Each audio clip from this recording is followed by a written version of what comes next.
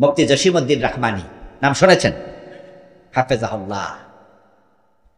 12 বছরের মতো জেলখানায় ছিল।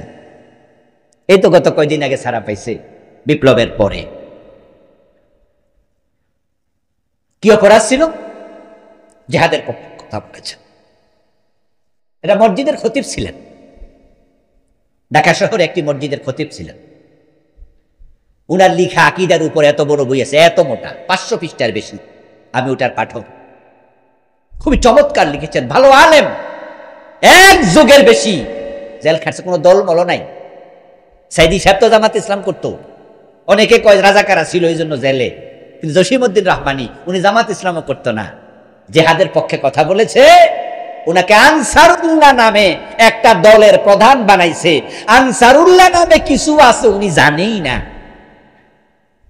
12টা বছর জেল খাটাইছে। এই জালেম স্বৈরাচার গুলা যদি ক্ষমতা থাকতো এখনো কি বের হইতে পারতো? আচ্ছা, যেই রাসূল মাথায় টুপি দিছে, আপনি টুপি দিয়া বলেন আমি সুন্নত আমল করি, সেই রাসূল কি 27টি যুদ্ধে সেনাপতি হয়ে হাতে তলোয়ার ধারণ করেন নাই? তো রাসূলের টুপি সুন্নত হলে রাসূলের জিহাদ কি সুন্নাত না? এখানে আমার সামনে অনেকে আছেন যারা বাংলাদেশটা কোরআন দিয়ে চলুক এই বিষয়ে আজ পর্যন্ত কোনো ভূমিকাই রাখেন, কোনো ভূমিকা আপনি রাখেন। বরং যারা এই দেশটা সংবিধান দিয়ে, এই যে নতুন যে সংবিধান চলমান আছে, ধর্মনিরপেক্ষ সংবিধান, এটা দিয়ে 53 বছর চালাইছে, তাদেরকে ভোট দিয়েছেন, তাদের কর্মী হয়েছেন, তাদের পক্ষে মিছিল করেছেন, কোরআনের পক্ষে একটা কথা বলেননি। আপনার মুখে দাঁড়িয়ে আছে, আপনি মুখে দাঁড়িয়ে রেখে বলছেন আমি রাসূলের সুন্নাহ মানি। আপনার বিবেকের কাছে আমি প্রশ্ন করতে চাই, রাসূল যদি মুখে দাঁড়িয়ে রাখলে এটা সুন্নাহ হয়, রাসূল কোরআন দিয়ে দেশ চালাইছে, এটা কি সুন্নাহ নয়? তাহলে রাসূলের সুন্নাহকে আপনি 2 ভাগে ভাগ করলেন, এই অধিকার আপনাকে কে দিল? প্রিয় ভাইয়ের, আসুন না জান্নাত পর্যন্ত আমরা পৌঁছি। আল্লাহর জান্নাতের পথ থেকে যেন সরে না যাই। কে কবে ডাক এসে যায় চলে যাই বলা যায় না, তো আমাদের যাওয়াটা যেন রাসূলের সুন্নাহর উপরে হয়, এই জন্য বদ্ধপরিকর হওয়া দরকার আছে না নাই? প্রিয় নবী সাল্লাল্লাহু আলাইহি ওয়াসাল্লামের জন্মে যে লোকটা আনন্দে উদ্বেলিত হয়ে নিজের দাসী সুয়াইবাকে মুক্ত করে দিয়েছিলেন, তার নাম ছিল আবু লাহাব। রাসূলুল্লাহ সাল্লাল্লাহু আলাইহি ওয়াসাল্লামের আপন চাচা। সুবহে সাদেকের সময় প্রিয় নবীর আগমন ঘটল পৃথিবীতে। আবু লাহাবের দাসী মানুষের বাড়িতে বাড়িতে যাইয়া চিৎকার দিয়া, ঘরে যাইয়া যাইয়া বলছে আব্দুল্লাহর ছেলে হয়েছে, আব্দুল্লাহর ছেলে হয়েছে। আপনারা জানেন যে আরব দেশে ছেলেদের গুরুত্ব ছিল মেয়েদের চেয়ে একটু বেশি। বরং মেয়ে সন্তান জন্ম নিলে তাদের চেহারা কালো হয়ে যেত। মেয়ে জন্ম নেয়ার অপরাধে মেয়ে শিশুটাকে বাবা নিজ হাতে জীবিত মাটির নিচে চাপাও দিত। ভাই নাই, ভাই মরে গেছে, ওই আব্দুল্লাহর ছেলে হয়েছে, খবরটা শুনল আবু লাহাব। সামনে দেয়ার মতো কোনো উপহার নাই। হয়তো পকেটে হাত দিয়ে দেখেছেন, ভোরবেলায় পকেটে কোনো মানি ব্যাগে টাকা নাই, দেয়ার মতো কোনো টাকা পয়সা উপহার না পাইয়া আনন্দের আতিশয্যে তাৎক্ষণিকভাবে বললেন সুয়াইবা, এত চমৎকার সুখবর যেহেতু তুই দিলি, যা আমি তোকে আজাদ করে দিলাম। ভাতিজা মুহাম্মদ ইবনে আব্দুল্লাহর জন্মের খবর শুনে যে চাচা আবু লাহাব তার দাসীকে আজাদ করলো, আপনারা একটু জবাব দিন তো, সে আবু লাহাব রাসূলের উম্মত হওয়ার সুযোগ পেয়েছে নাকি? সৌভাগ্য আল্লাহ দেয়, সেই সৌভাগ্য আবু লাহাবের কপালে জুটলই, বরং সে হলো উল্টা দুশমন। 1450 বছর পরে আপনি আসলেন, আপনি নবীর দুশমন নয়, আপনি হলেন নবীর দোস্ত, নবীর মুহিব, আশিকে রাসূল। 1450 বছর পরে এসে আপনি নবী মুহাম্মদকে এত ভালোবাসেন। আল্লাহর নবীর জন্য যদি জীবন দেয়া প্রয়োজন হয়, জীবন দিতে রাজি হয়ে যাব এমন লোক এখানে আছে না? আপনাকে আল্লাহর নবীর উম্মত আল্লাহ বানালেন, ইশক দিলেন, ভালোবাসা দিলেন। এটা আপনার জন্য আল্লাহর দেয়া নিয়ামত। আচ্ছা, আজকের যুগেও মুসলমান মা বাবার ঘরে জন্ম নিয়ে রাসূলের বিরোধিতা করে এমন কিছু হতভাগা আছে না নাই? বাংলাদেশও আছে কিনা? বাংলাদেশও আছে। ইমরান এই সরকার, মুফাসসিল ইসলাম, আসাদ নূর, নাম শুনেছেন এগুলো? যারা শুনছেন তারা বলেন শুনেছেন, দেখছেন? জি বলেছে অনেকে, তার মানে শুনেছেন। এই নামগুলো শুনলে কি কোন হিন্দুর সন্তান মনে হলো? ইমরান একজন সুবহানাল্লাহ আল্লাহওয়ালা এমন মানুষ যার নামে পবিত্র কোরআনে আল্লাহ সূরা নাজিল করছে, সূরা আলে ইমরান। ইমরানের পরিবার, হযরত মারিয়াম আলাইহিস সালামের বাবার নাম ছিল ইমরান। হযরত মূসা এবং হারুন আলাইহিমাস সালাম দুইজন বড় বড় পয়গম্বরের বাবার নাম ছিল ইমরান। ইমরান এই সরকার নামটা মুসলিমের। আসাদ নূর, নূর মানে কি? মাশাআল্লাহ, যারা জানেন একটু কথাবার্তা কইেন। এমনি তো আমি অসুস্থ, ধাক্কা মাক্কা দিলেন একটু আগাইতাম। নূর অর্থ কি? কোন হিন্দু কি সন্তানের নাম রাখে এরকম? নূর, আসাদ নূর, আব্দুল নূর রাখে? নাম শুনলে হিন্দু মনে হয় না। তাসলিমা নাসরিন নাম শুনেছেন? তাসলিমা কোন হিন্দু নাম রাখে? এবার আপনাদের কাছ থেকে জানতে চাই, এই লোকগুলো মুসলমানের সন্তান হওয়ার পরও তারা নবীর প্রেমিক, দোস্ত হয়েছে না দুশ্মন হয়েছে? আল্লাহ চাইলে কি আপনাকে তাদের দলে দিতে পারতেন না? রাসূলুল্লাহ সাল্লাল্লাহু আলাইহি ওয়াসাল্লাম বলেছেন, মানুষের অন্তর থাকে আল্লাহর দুই আঙ্গুলের মাঝখানে। আল্লাহ যেদিকে চান ঘুরিয়ে দেন। এজন্য প্রিয় নবীজি মহামানব সাহেবুল ওহী হওয়ার পরেও উনি দোয়া করতেন, ইয়া মুকাল্লিবাল কুলুব সাব্বিত কলবি আলা দীনিক, ইয়া মুসাররিফাল কুলুব সাররিফ কলবি ইলা তাআতিক। ও অন্তরের পরিবর্তনকারী আল্লাহ, আমার অন্তরকে তুমি উল্টাইয়া দিও না, তোমার দ্বীনের উপরে অটল অবিচল করে দাও। সুবহানাল্লাহ। আল্লাহ উল্টাইয়া দিলে আপনি দ্বীনের পথে আর চলতে পারবেন না। আমার বন্ধু, প্রিয় নবীর উম্মত হতে পারা সৌভাগ্যের, সেটাই বলছিলাম। শুধু আবু লাহাব নয়, রাসূলুল্লাহ সাল্লাল্লাহু আলাইহি ওয়াসাল্লামকে মক্কায় যে মানুষটা সবচেয়ে বেশি ভালোবাসা দিয়েছেন, প্রিয় নবীর জন্মের আগে বাবা নাই, 5 বছর বয়সে মা নাই, 8 বছর বয়সে দাদা নাই। আল্লাহর হাবিব 8 বছর বয়সে আশ্রয় নিলেন যে চাচার কোলে, ওই চাচার নাম ছিল আবু তালেব।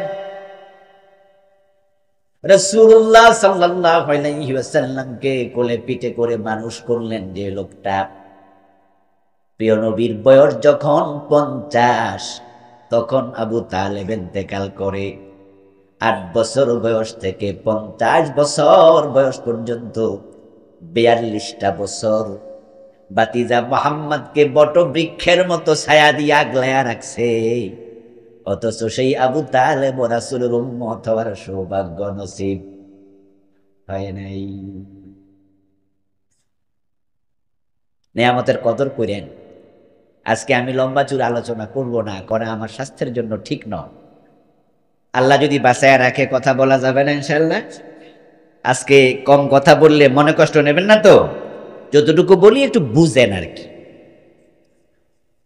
আমার প্রিয় ভাই, আপনার এটা নসিব, সৌভাগ্য। আবু তালেব রাসূলকে পাললো, লাললো, কান্দে করে, কোলে করে, কিন্তু উম্মত হওয়ার সৌভাগ্য।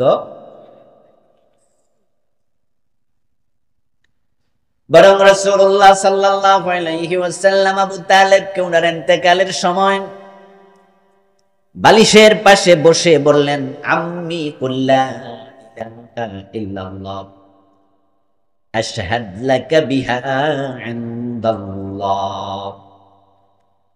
সহিহ মুসলিমের হাদিস, কিতাবুল ঈমান এসেছে। আবু তালেব প্রিয় নবী, আবু তালেবের মাথার পাশে বলছে, ও আমার প্রিয় চাচা, আপনি তো মরে যাচ্ছেন, লক্ষণ তো ভালো না, আজরাইল তো এসে গেছে, মনে হচ্ছে আমার কাছে আর বাঁচবেন না আপনি। আমি আপনার ভাতিজা নবী মুহাম্মদ অনুরোধ করতেছি, ইন্তেকালের আগে একটা বার লা ইলাহা ইল্লাল্লাহ কালেমাটা পড়ে যান। আশহাদ লাকা বিহা ইনদাল্লাহ, এই কালেমা পড়ে যদি মরে যান, কিয়ামতের দিন আপনি ঈমানদার ছিলেন, আমি নবী মুহাম্মদ আপনার পক্ষে সাক্ষী হয়ে দাঁড়াইয়া যাব। আমি সাক্ষী হয়ে দাঁড়ায় যাব, আমি সাক্ষ্য দেব যে আপনি মুমিন ছিলেন, একটা বার কালেমাটা পড়ে মরে যান। বালিশের এই পাশে নবী মুহাম্মদ বসা, ওই পাশে বসা আল্লাহর দুশমন আবু জেহেল, এবং মক্কার আরেক আল্লাহর দুশমন, তার নাম ছিল আব্দুল্লাহ ইবনে আবি উমাইয়া। এই দুই মালউন বালিশের ওই পাশে বসা। বাতিজার কালেমা উপস্থাপন দেখে আবু তালেব কিছুটা নিমরাজি হয়ে গেলেন।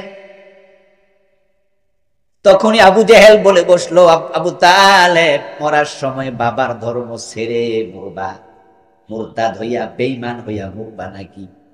বাপ দাদার লাত মানাত উজদার সাথে বেঈমানি করা মরবা বুঝি? যখনই আবু জেহেলি জাতীয় খোসা মেরে কথা বলল, তখনই আবু তালেব মাথাটা একটু তুললেন। প্রিয় নবীজি ভাবলেন আবু জেহেলের কথা প্রত্যাখ্যান করে কালেমার ঘোষণা আমার চাচা বুঝি দিয়েই দেবে। কিন্তু না, আবু জেহেল এই কথা বলার পর আবু তালেবের অন্তর উল্টে গেল। তাকদীর বড় খারাপ, নবীর উম্মত হওয়ার সৌভাগ্য নাই।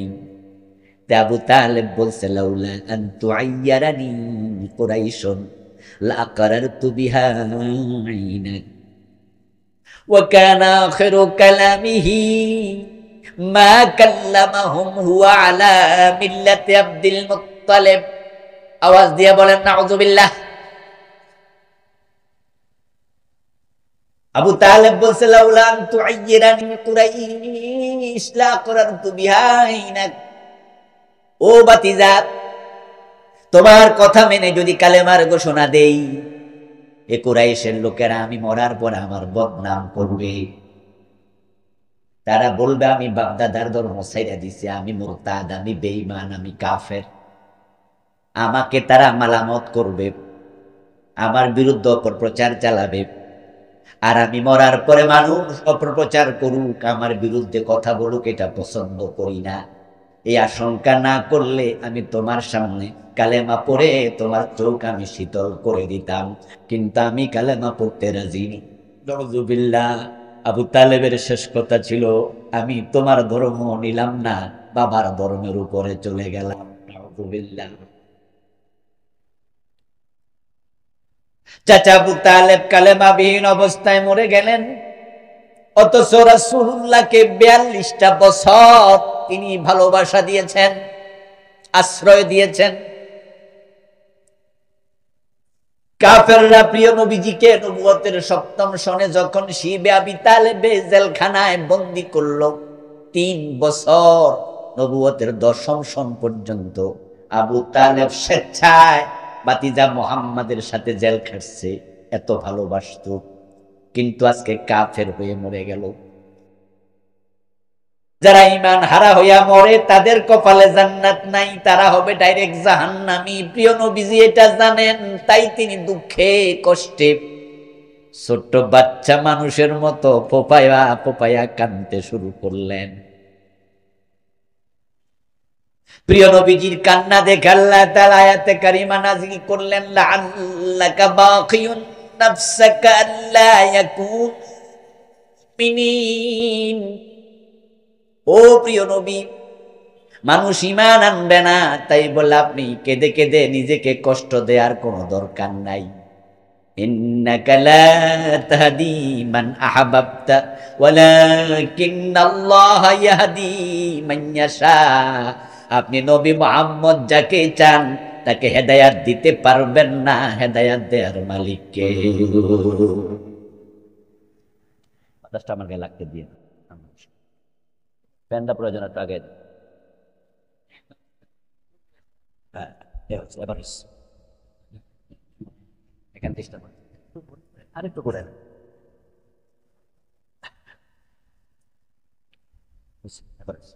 ভাই, আর ধরেন না ভাই, প্লিজ বেশি ধরেন না। ইন্নাকা লা তাহদি মান আহবাবতা, আল্লাহ প্রিয় নবীজিকে সান্ত্বনা দিয়ে আয়াত নাযিল করলেন, নিশ্চয়ই আপনি যাকে চান তাকে হেদায়াত দিতে পারবেন না। চেষ্টা করেছেন কিন্তু পারেননি, কারণ হেদায়াত কার হাতে? জোরে বলেন না ভাইয়েরা, কার হাতে? আমরা প্রতিদিন হেদায়াত চাই কার কাছে?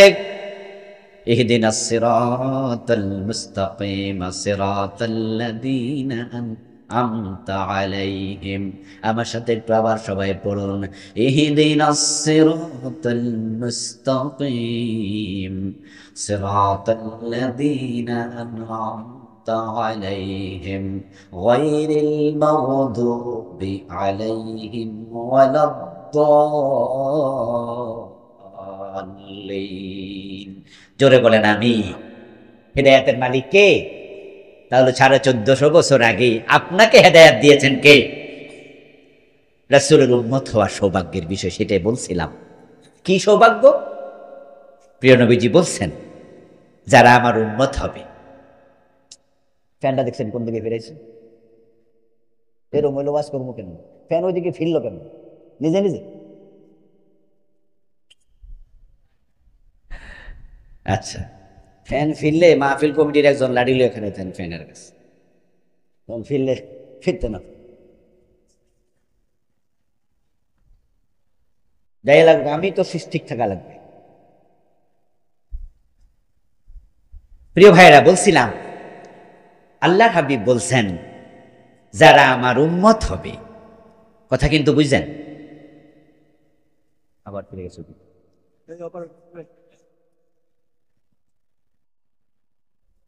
তোমার ফ্যান আমার দিকে ফেরাও, ওইদিকে ফিরে যায় কেন?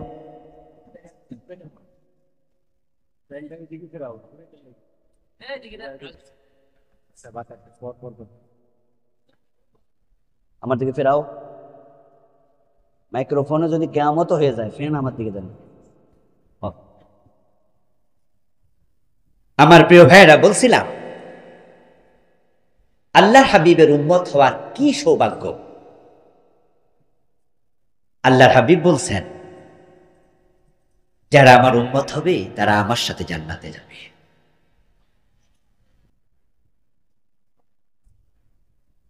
قال النبي صلى الله عليه وسلم أنا أول من يحرق حلق الجنة فيقول الخازن من أنت فأقول محمد فيقول الخازن بك أمرت ألا أفتح لأحد قبلك فأدخل الجنة ومعي فقراء المسلمين। আল্লাহর হাবিব বলছেন আমি সব মানুষের আগে কিয়ামতের দিন আল্লাহর জান্নাতের দরজায় পৌঁছব, জান্নাতে করাঘাত করব। দরজায় আঘাত করার পরে ভিতর থেকে ফেরেশতা জিজ্ঞাসা করবে কে? আমি পরিচয় দিয়ে বলবো আনা মুহাম্মদ সাল্লাল্লাহু আলাইহি ওয়াসাল্লাম। আমার পরিচয় শোনেন। ফেরেশতা জান্নাতের দরজা খুলবে, দরজা খুলে বলবে বিকা উমিরতু আল্লা আফতাহ আলি আহাদিন ক্বাবলাক। আদিষ্ট হয়েছিলাম, আল্লাহ আদেশ করেছিলেন আপনার আগে যেন কারো জন্য জান্নাতের দরজা খুলে না দেই। অন্য অন্য নবীরা এখনো জান্নাতে ঢোকেনি, উম্মতে মুহাম্মাদি ঢুকে গেল। অন্য নবীরা তাদের উম্মত নিয়ে পরে আসবে। এই যে আমরা অন্য অন্য নবীর আগে জান্নাতে যাওয়ার চান্স পেলাম, সুযোগটা আল্লাহ করে দিলেন, এটা কি আমাদের কৃতিত্ব না রাসূলুল্লাহর কৃতিত্ব? ইয়েস, উনার সঙ্গী হতে পারা এটা আমাদের সৌভাগ্য। রাস্তায় যখন ধুলাবালি থাকে, তখন এটা মূল্যহীন। কিন্তু স্বর্ণ দোকানে যখন স্বর্ণ কিনতে যান, যে নেকলেসটা সাজায়া রাখে, গলার চেইনটা সাজায়া রাখে, জলীয় বাষ্প থেকে বাতাসের সাথে ওই নেকলেসের গায়ে কি ধূলিকণা লাগে না? কি মনে হয়, কথা বলেন? লাগে। কিন্তু সেটা ছোট হওয়ার কারণে খালি চোখে দেখা যায় না। আচ্ছা, আপনারা যারা স্বর্ণ অলংকার কিনেন, তারা কি স্বর্ণের দোকানে যাইয়া স্বর্ণের নেকলেস কেনার সময় এটা কি পানিতে চুবাইয়া কিনেন? আমরা বলি যে ভাই এই নেকলেসটা কত, এটা বড়ি কত, বলে এটার বড়ি 1 লাখ টাকা। ওকে, ওজন করেন, পছন্দ হয়েছে দেন। এটা পানিতে চুবাইয়া ধুলাবালি মুক্ত করা হয় না। জলীয় বাষ্প কণা থেকে কিছু ধুলাবালি বাতাস থেকে ওই স্বর্ণের গায়েও লেগে গেছে। কিন্তু যখন এটা বিক্রি হয়, স্বর্ণের বড়ি যত, ওই ধুলাবালির বড়িও ঠিক তত। 1 লাখ টাকা বড়ি কল্পনা করা যায়? এটা ধুলাবালির কৃতিত্ব নয়, কৃতিত্ব হলো স্বর্ণের, তার গায়ে লেগেছে তাই। আমার সামনে যারা আছেন অধিকাংশ আমরা কৃষক, কৃষকের সন্তান। আমরা যখন ধানের সাথে যেই চিটা হয় এটা আমরা আলাদা করে ফেলি, তখন এটার মন কেউ ওজনে কিনে না, এটা হয় ডাস্টবিনের ময়লা, এটা ফেলে দেয়, অথবা এটা দিয়ে আগুন জ্বালানো হয়, লাকড়ি হয়, এটা মন হিসাবে মানুষ কিনতে চায় না। কিন্তু ধানের সাথে যে কয়টা সিটা থাকে তার মূল্য ঠিক তত, ধানের মূল্য